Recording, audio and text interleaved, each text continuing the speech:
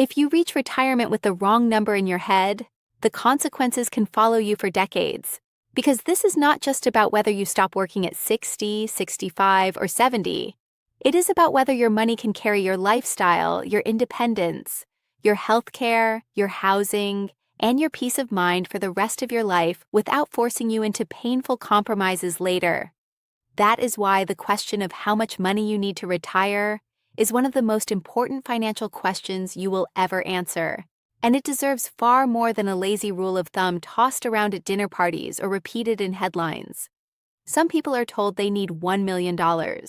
Others hear $1.5 million, $2 million, or some other dramatic figure designed to sound universal. But retirement planning does not work that way. There is no single number that fits everyone, because every person retires at a different age, spends differently, lives differently, and receives income from different places. Some people have pensions, some do not. Some have rental income, some have investment portfolios, some have government benefits, some have paid off homes, and some are still carrying debt into retirement. That means the real answer is personal, and while it does take a bit of work to get there, it is not nearly as complicated as many people fear. In fact, once you understand the framework, you can approach the problem from several practical angles, each one giving you a clearer sense of what retirement will really require. The first step is not math. The first step is clarity. Before you can estimate how much money you need, you have to define the shape of the retirement you are planning for. When do you expect to retire? That matters because retirement is the point where employment income slows down or stops, and your savings, pensions, and benefits begin carrying more of the load. How long do you expect retirement to last? No one knows exactly how long they will live, but your best estimate matters because a 10-year retirement and a 30-year retirement are completely different financial challenges. Many planners use age 90 as a conservative planning target, not because everyone will live that long, but because running short at 88 is a far bigger problem than dying with some extra money left over. Life expectancy averages can help, but averages are not instructions. Your own health, family history, lifestyle, and level of caution all matter. Then comes the question many people struggle with most. How much income will you actually want or need each month in retirement? If you are a disciplined budgeter, this can be relatively straightforward because you already know what your lifestyle costs and which expenses may disappear once you stop working. But many people are not strict budgeters. They know roughly what they earn, roughly what they save, and roughly what they spend, but not with surgical precision. That is why simple estimation methods remain so popular. One of the best known is the 70% rule, where you take your current income and assume you will need around 70% of it in retirement. The logic is not perfect, but it is reasonable. Once you retire, certain costs may shrink or vanish, including commuting, payroll deductions, retirement savings contributions, work-related expenses, and sometimes even mortgage payments or insurance needs. So, if you currently earn $100,000 per year, you might estimate needing around $70,000 in retirement. It is not exact, but it can give you a starting point. Another approach is to start from your current expenses instead of your income. List what you spend now and subtract the expenses you do not expect to carry into retirement. That method can actually be more grounded than the 70% rule because it focuses on lifestyle rather than salary, but it still requires honest thinking. The danger in both methods is assuming retirement spending remains flat forever. In reality, many retirees go through phases.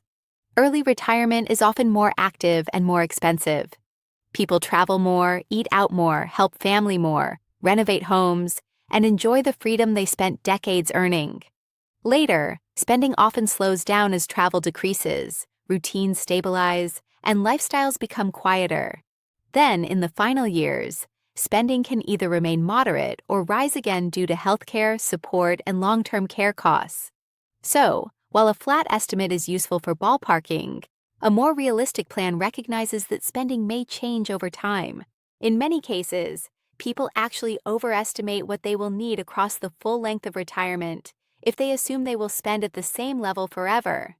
But having a buffer is not a flaw. In retirement planning, Extra margin is often one of the smartest gifts you can give yourself.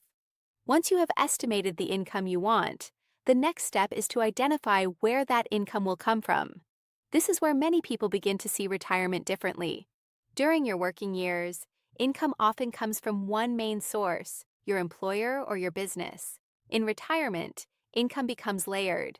You may receive CPP, OAS, workplace pension income, annuity income, rental income, investment withdrawals from RRSPs, RRIFs, TFSAs, non-registered accounts, dividends, interest, and perhaps even part-time work. The important thing is not just listing the sources, but understanding what each one contributes and when it starts. Some sources are indexed to inflation, some are taxable. Some are tax-free, some are guaranteed for life, some depend on markets, some can be delayed to increase future payments, some may reduce other benefits. This is where rough math can quickly become strategic planning.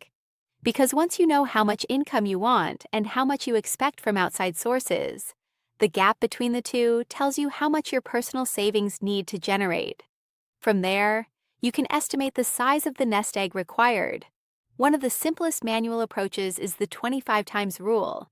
Take the amount you need from your own savings each year and multiply it by 25. For example, suppose you want $60,000 a year in retirement income, and you expect government benefits to cover $24,000 of that, leaving $36,000 to come from your own portfolio. Multiply $36,000 by 25, and you get $900,000. That becomes your rough retirement savings target. The beauty of this method is that it is simple and fast. The limitation is that it is only a ballpark. It does not model taxes in detail. It does not explicitly account for inflation. It does not show what happens if you retire early, live longer, spend unevenly, or change your withdrawal strategy. But for many people, it is a useful starting point because it turns a vague fear into a visible target.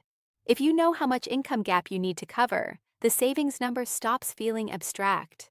Of course, inflation complicates everything. The dollars you need at 65 are not the same dollars you will need at 75 or 85. That is why retirement savings should not sit idle in a way that guarantees they will fall behind rising costs. Your money needs to be invested in a way that has a realistic chance of keeping pace with or outpacing inflation over time. That does not mean recklessness.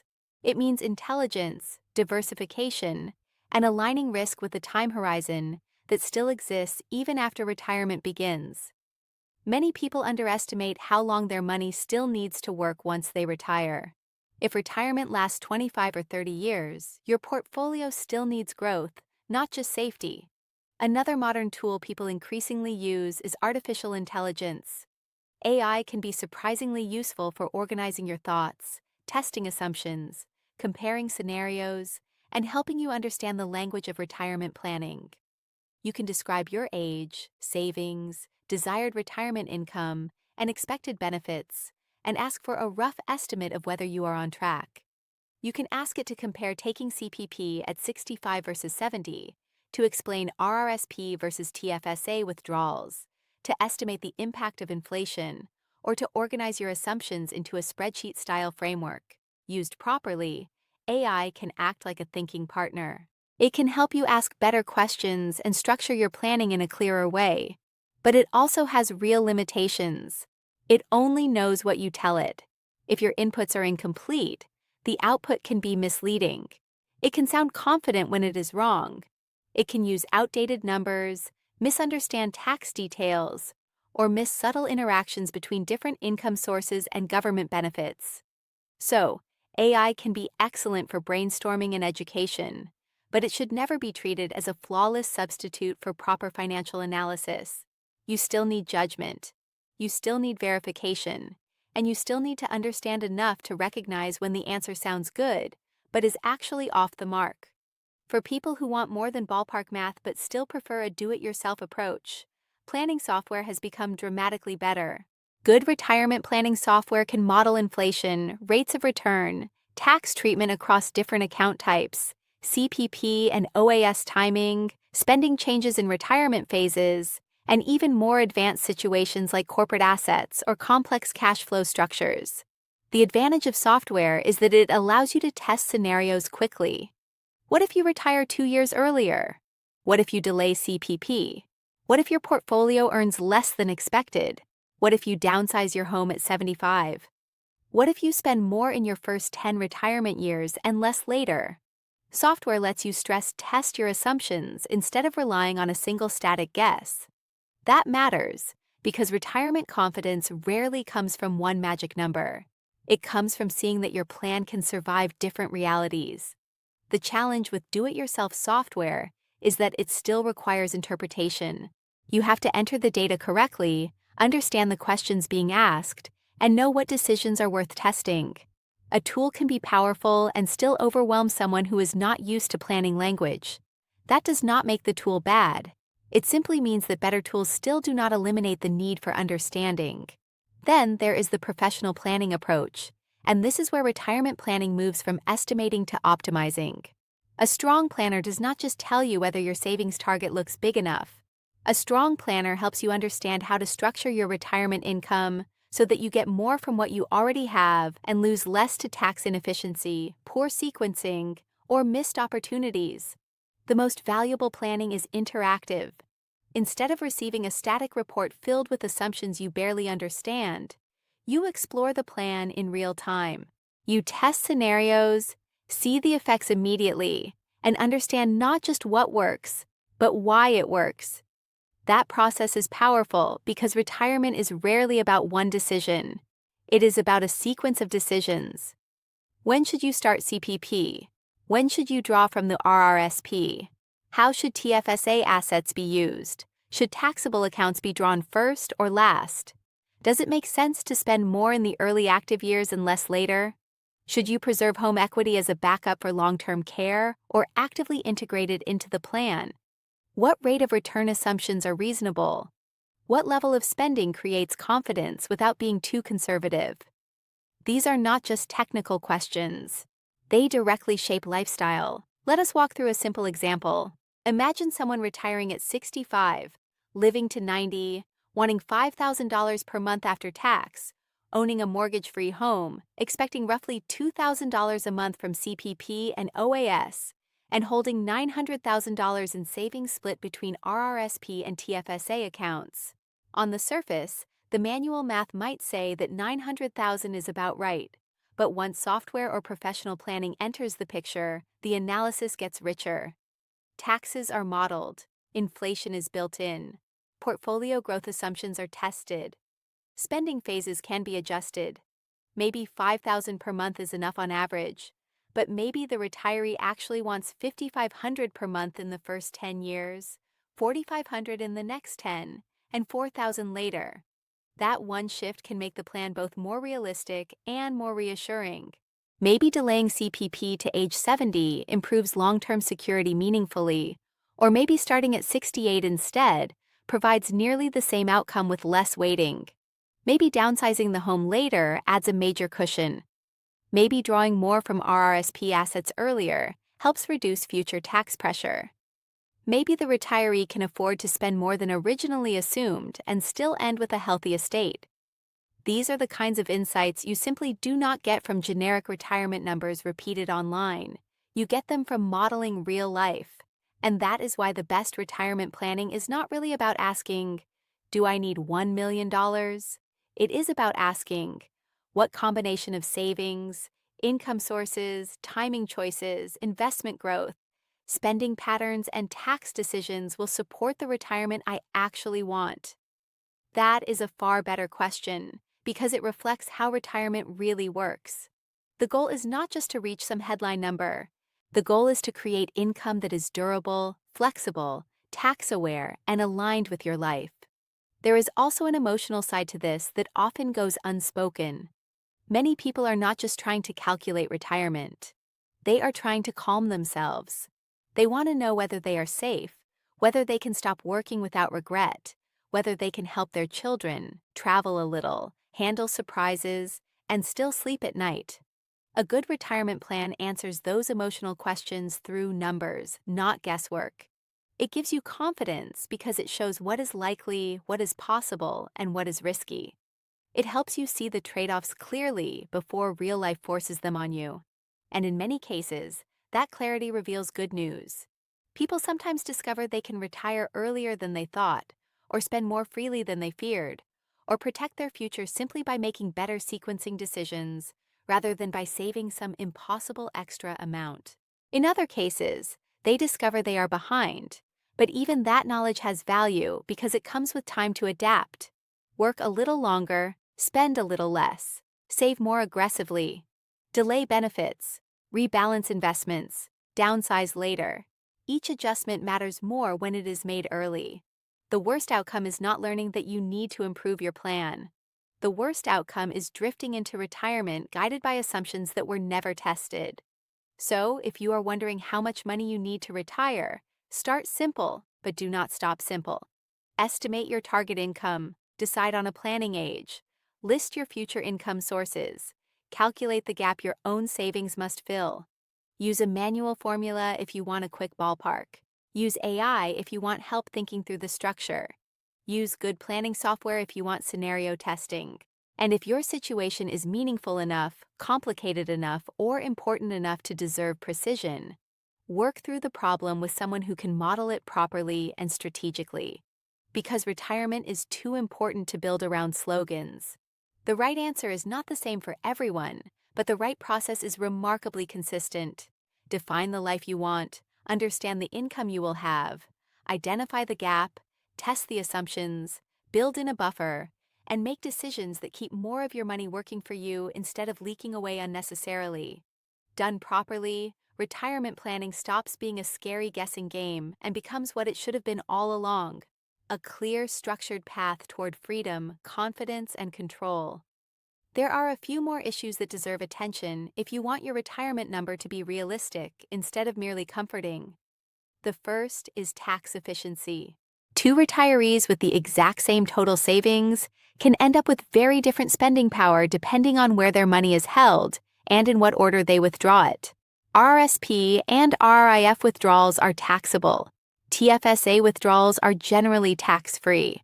Non-registered accounts may create capital gains, dividends, or interest income with different tax treatment. Government benefits can also be affected by income levels. That means your retirement number is never just about the size of the portfolio. It is about how much net income that portfolio can reliably produce after taxes. The second issue is timing. Starting CPP earlier gives you cash flow sooner, but delaying it can increase the lifetime monthly amount.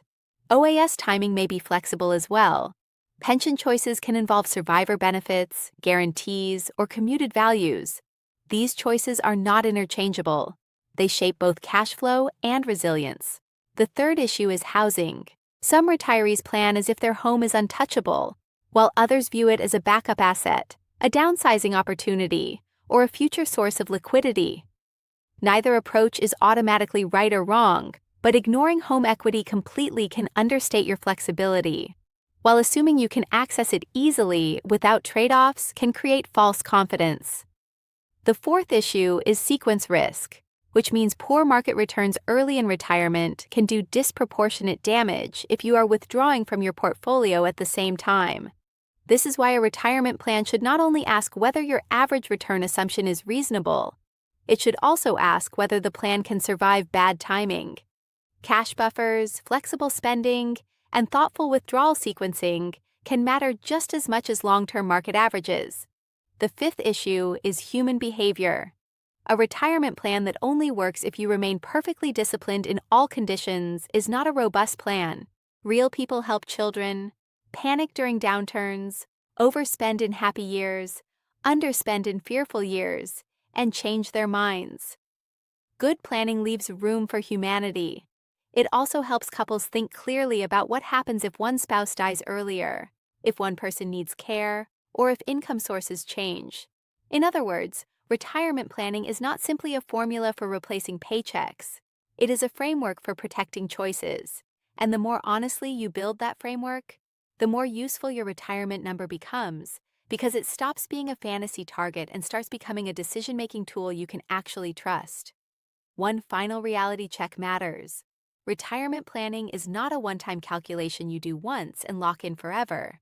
It should be reviewed whenever markets change dramatically, inflation shifts meaningfully, A spouse retires, health changes, a parent requires support, a property is sold, or your spending patterns clearly move in a new direction. A plan built at 58 may need updates at 62, 65, 70, and beyond. That is not a sign the plan failed. It is a sign your life is real. The strongest retirement plans are not rigid. They are adaptive, regularly tested, and designed to keep working even as circumstances evolve around you. Review, refine, and retest regularly so your retirement number stays useful, relevant, and dependable. Canada Pension Vault.